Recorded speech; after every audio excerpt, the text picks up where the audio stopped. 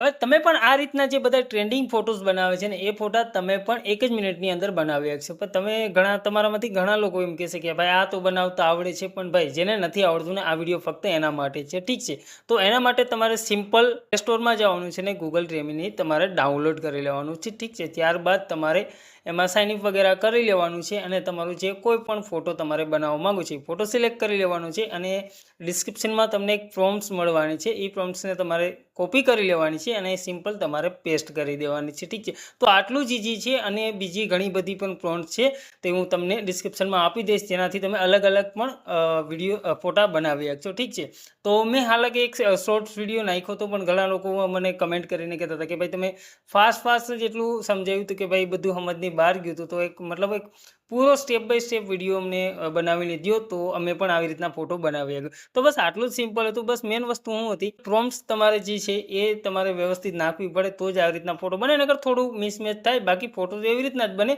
બાકી તમે જેટલું થોડું ઘણું ચેન્જ કરીને નાખો તો એ રીતના તમે ચેન્જ પણ બનાવી શકો છો. ઠીક છે, તો બસ આટલું જ હતું. બસ એક તમારે એપ્લિકેશન ડાઉનલોડ કરવાની હતી અને આ પ્રોમ્પ્ટ્સને તમારે સિમ્પલ કોપી કરીને બસ અહીં પેસ્ટ કરવાની હતી.